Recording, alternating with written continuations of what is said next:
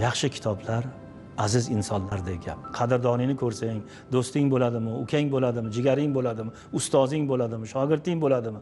Qat'iy nazar, o'sha qadrdon yuzni ko'rsang, talpinasan, suhbatlashasan. Xuddi shunday aziz kitoblar bo'ladi. Ana shunday kitoblar menda ham bor. Doim o'zim bilan olib yuraman.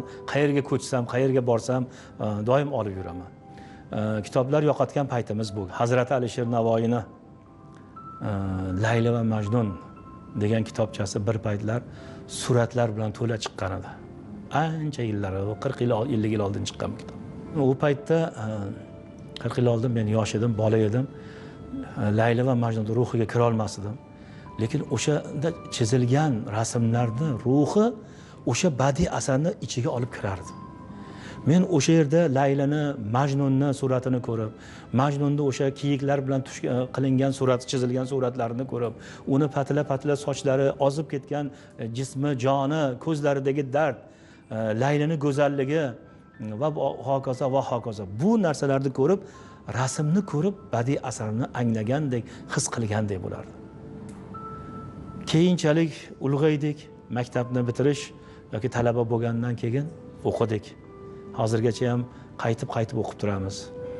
O'sha talaba bo'lgan yillarimda akam uylangan, kursdosh o'rtoqlari kelgan, filolog, ular ham filolog. Uydan bir qancha kitoblar o'sha men otamga haligi yasattirgan kitob javonlaridan bir qancha kitoblar o'g'irlangan. Shulardan bittasi o'sha Layla va Majnun. Haligacha o'sha kitobni sog'inaman. Endi eski nashr bo'lgani uchun keyin topolmadim men shu kitobni, topolmadim. Haligacha o'sha kitobni sog'inaman. Garchi o'sha paytda kitobni haligi nat va madh qismlari olib tashlanib chop etilgan bo'lsa ham, bu kitob o'ziga xos bir kitob edi. Kitob o'g'irlash gunoh emas, ayb emas deyishadi, lekin men o'zimga aziz bo'lgan kitobni birov o'g'irlab ketsa-yu, agar buni bilib qolsam, hatto o'sha odam kaltaklashi mumkin. O'shaning uchun u ayb emas, gunoh emas degan narsani yig'ishtirib qo'yish kerak. Ayniqsa meni kitoblarim, gap meni kitoblarim haqida ketsa. Chunki u jondek aziz, yuqorida aytdik-ku, odamdek aziz bo'ladi. Bir odamimizni tortib olgandek bo'ladi. Uni chizib o'qiysan, boshqa qilasan. Yo'q, boshqa nashrdan olib kelish mumkin, u kerak emas. Sen ko'nikkan nashr. Seni ko'zlaring ko'nikkan, hislaring ko'nikkan, ko'zingning nuri to'kilgan, qayerdadir ishoralar qo'ygan kitob, u boshqa kitob. Haqiqatan ham boshqa. Odamdek aziz bo'ladi u.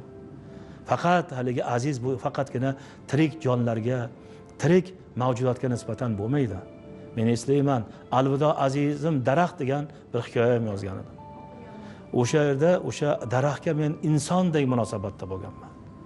Haqiqatan bir kuzatsangiz, unga bir oshiq bo'lsangiz, daraxt bo'ladimi, maysa bo'ladimi, u it bo'ladimi, o'sha Majnun Laylani eshigini ko'rgan itga qanday tavob qiladi? Xuddi shunday u alohida munosabat bu.